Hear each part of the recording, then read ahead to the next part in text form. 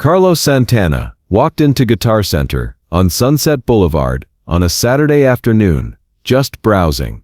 A crowd had gathered around the premium guitar section, where a session musician was demonstrating an expensive custom instrument. The musician, running through impressive rock solos and technical exercises, noticed Carlos looking at the guitar with interest and said loudly, "This is a $10,000 custom PRS private stock model. It's too advanced for casual players. You need serious chops and professional technique to really understand what this instrument can do." Carlos nodded politely and asked, "Can I try it when you're done?" The session guitarist looked Carlos up and down, just a regular guy in faded jeans and a simple black t-shirt. No flashy rock star look. He replied condescendingly, "Sure, but be careful. This isn't a beginner guitar. Don't hurt yourself trying to play stuff you heard on some classic rock album." Carlos smiled and said, "I'll be careful." What happened in the next 3 minutes became the most legendary guitar store moment in Los Angeles history. It was a Saturday afternoon in September 1995, and Carlos Santana was doing something he did regularly, despite being famous: browsing guitar stores. He loved looking at new instruments, testing equipment, and staying current with what was available. Usually, he went to smaller specialized shops where the staff knew him, but today, he decided to check out Guitar Center, one of the biggest music retailers on the West Coast. He was wearing faded blue jeans, a black cotton t-shirt, and worn leather boots. To most people, he just looked like another middle-aged Latino man shopping for guitars. His long black hair was pulled back in a simple ponytail, and he wore no jewelry or anything that would identify him as a musician. Carlos was browsing the high-end guitar section, looking at custom instruments and boutique models, when he noticed a crowd gathering. A man in his late 20s, wearing expensive designer clothes and perfectly styled hair, with the look of someone trying very hard to appear successful, was demonstrating guitars for potential customers. The demonstrator was technically proficient, playing complex rock solos and metal techniques with the kind of precise conservatory-trained approach that impressed amateur players. He was working for the store that day. Carlos realized, a freelance session guitarist hired to help sell expensive instruments to customers who wouldn't know the difference between good playing and great artistry. The session musician, his name tag said Derek, was currently playing a beautiful flame maple PRS guitar, a custom private stock model with hand-selected woods and premium hardware. He was running through scales, playing some Van Halen-style tapping, showing what the instrument could do. "This is the PRS Private Stock Custom 24, Derek announced to the small crowd. "Hand-built in Stevensville, Maryland, flame maple top, Brazilian rosewood neck. This is a $10,000 instrument. When you play something this sophisticated, you can feel the difference immediately. It responds to professional technique in ways that factory guitars simply can't match." Carlos watched with interest. The guitar did have a beautiful tone and sustain. Derek was a competent player, though his approach was mechanical, lots of technical display and speed, but no soul, no personal voice. He knew his scales and could demonstrate the guitar's capabilities, but Carlos could tell he'd never found his own sound. Derek noticed Carlos standing at the edge of the crowd, looking intently at the PRS. "You interested in this one?" Derek called out. "It's beautiful," Carlos said. "Great sustain and clarity." "It should be for 10 grand, Derek said with a laugh. "This is a professional instrument, not for everyone, but if you know what you're doing, it's incredible." He played another impressive tapping sequence across the fretboard. The crowd murmured appreciatively.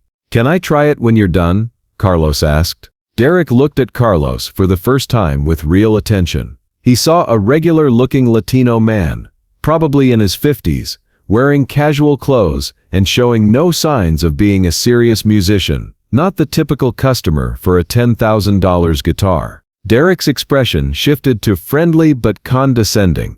"Sure, but I should warn you, this guitar is pretty advanced. It's not set up like a typical production model. The action is very low, the pickups are extremely sensitive, and it responds very precisely to picking technique and fretting pressure. It takes serious chops and professional technique to really understand what it can do. I understand, Carlos said mildly. And please, be careful with it, Derek continued. This is a $10,000 instrument. I'm responsible for anything that happens to it. So no aggressive playing, no trying to recreate stuff you heard on some Santana album or classic rock record. Just be gentle with it, and maybe play some simple chords. Carlos smiled. I'll be careful.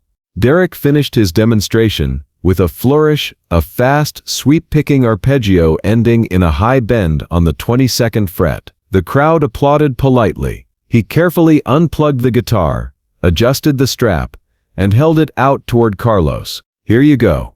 Take your time, but remember, easy does it. This is a delicate high-end instrument with very sensitive electronics. Carlos took the guitar, adjusted the strap to his preferred height, and plugged it into the Marshall amplifier Derek had been using. He played a few soft notes, getting a feel for the instrument's response and setup. It was indeed a beautiful guitar with exceptional sustain and clarity. Then Carlos started to play. He began with the opening melody from Europa, that iconic soaring guitar line that had defined instrumental rock in the 1970s. But he played it with his signature sustained tone and emotional vibrato, that distinctive sound that every guitarist in the world recognized instantly. Derek's expression changed from wariness to confusion to absolute shock. In about 3 seconds, his mouth literally fell open. The few people who'd been walking away stopped mid-step and turned around. Someone dropped their pick. A teenager who'd been testing a bass guitar put it down and rushed over. More people started gathering from other parts of the store, the drum section, the keyboard area, even customers from the checkout line. Carlos kept playing, moving through the Europa melody with that effortless phrasing and emotional depth that had revolutionized guitar playing. His tone was immediately recognizable, that warm, singing sustain with perfect intonation, the way he bent notes with spiritual intensity to create maximum emotional impact. The melody transitioned into an improvised solo that showcased not just technical ability, but profound musical intelligence. Carlos played with space and silence, letting notes breathe, building tension and release with the kind of mastery that can't be taught in any guitar school. Someone in the growing crowd gasped and said loudly, "Oh my God, that's Carlos Santana." Derek's face went from white to red. He looked at the person who'd spoken, then at Carlos, then back at the person, as if seeking confirmation that this couldn't possibly be real. Carlos transitioned smoothly into Soul Sacrifice, that distinctive rhythmic pattern played with his signature sustain and attack, then moved into the classic solo that had made him famous at Woodstock. Every phrase was perfect, not just technically, but emotionally. He was making the $10,000 PRS sound like it was singing, like it was channeling the voice of the universe itself. The crowd had grown to maybe 60 people now, forming a semicircle around Carlos. Phones appeared, recording this impossible moment. Store employees had abandoned their stations and were watching with stunned expressions. The store manager had emerged from the back office, recognized what was happening, and was simultaneously thrilled and panicking about protocol for when actual guitar legends casually showed up in your store. A young guitar student in the crowd was literally trembling with excitement. An older musician was shaking his head in disbelief, mouthing "No way" over and over. Derek stood frozen, still holding his arms crossed, but now he looked like someone who'd just watched the laws of physics get suspended. Carlos played for maybe 3 minutes total, ending with a soft, sustained note that he let feed back gently before cutting the volume. The crowd erupted in applause and cheers. Carlos carefully unplugged the guitar and held it out to Derek, who looked like he might faint. "You're right," Carlos said quietly. "It's a beautiful instrument, very responsive. The sustain and clarity are incredible." Derek took the guitar with trembling hands. You're Carlos Santana." "I am. I just told Carlos Santana that he shouldn't try to play stuff he heard on Santana albums. Derek said, seeming to be in shock.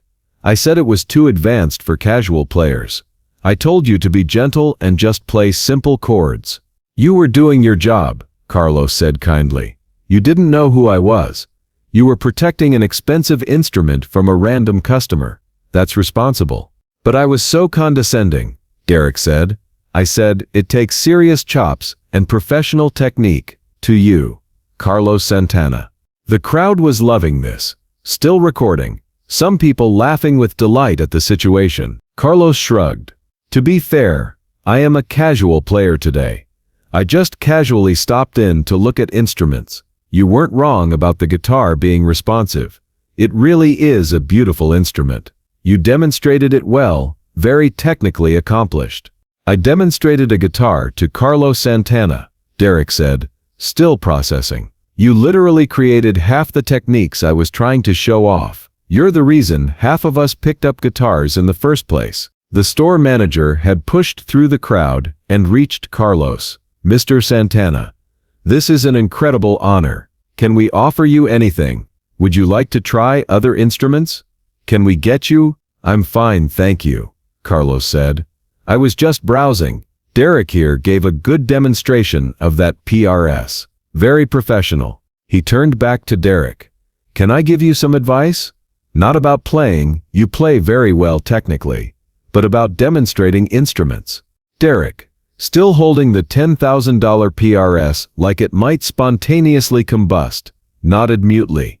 When you demonstrate a guitar, Carlos said, don't just show off techniques. Show the instrument's voice, its soul. Every guitar is different. This PRS has a warm singing tone with incredible sustain. It's expressive and responsive. Those are its strengths. Demonstrate those qualities, not just your ability to play fast licks. He took the guitar back from Derek for a moment.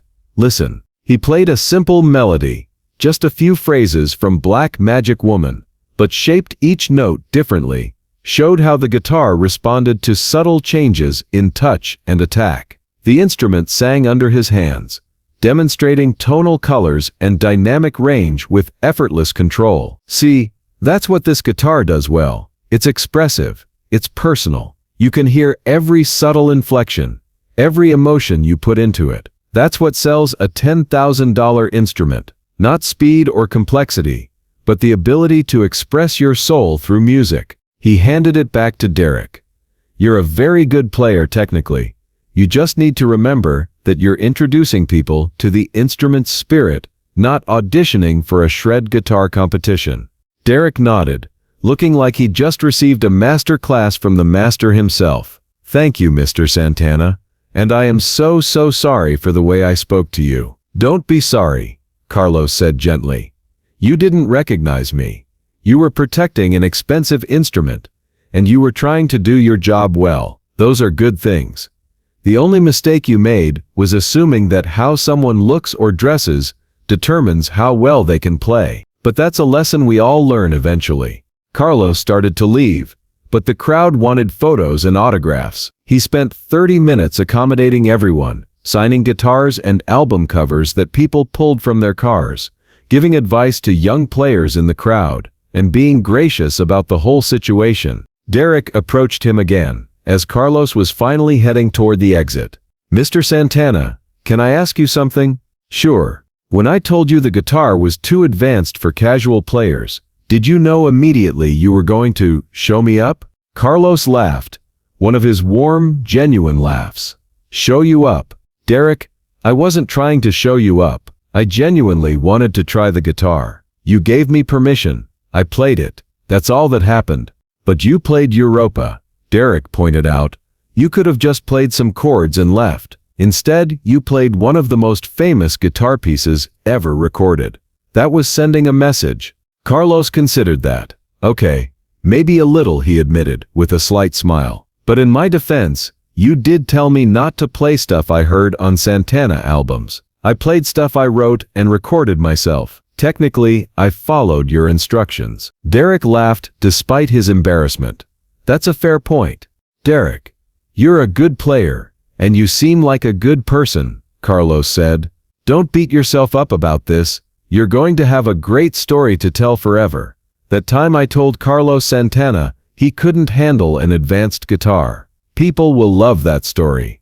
I would. After Carlos left, Derek did indeed tell that story frequently. It became his signature anecdote, the story he'd tell at sessions and gigs for the rest of his career. I learned 3 things that day, Derek would say. First, never assume you know someone's ability based on how they look or dress. The guy in the simple clothes might be a legend. Second, Carlos Santana could have destroyed me. He could have made me look like an idiot in front of 60 people. Instead, he was kind. He gave me advice about connecting with the soul of the instrument. And third, that's what separates good players from great ones. Not just technical skill, but grace, wisdom, and the understanding that music is about expressing your spirit, not showing off. The video someone recorded of Carlos playing the PRS went viral on early social media, getting hundreds of thousands of views. The comments were full of people loving the story. The session guitarist's face when he realizes who he's talking to. Carlos Santana being told not to play Santana licks, and the casual "I'll be careful before playing Europa." Guitar Center put up a small plaque near the premium guitar section. On this spot, September 1995, Carlos Santana was told a guitar was too advanced for him. He was careful with it. When Derek posted about the encounter on guitar forums and social media, it became part of Carlos Santana lore, told and retold in guitar shops and music schools around the world. In 1995, I condescended to Carlos Santana about guitar playing. He responded with grace, kindness, and a masterclass in both music and humanity. He could have humiliated me. Instead, he taught me that music is about soul, not just technique. That's who Carlos Santana is, a man who doesn't need to prove he's great, because his music already proved it for him. A true master who carries himself with dignity, even when he has every right to put someone in their place. The story became a cautionary tale for guitar store employees everywhere.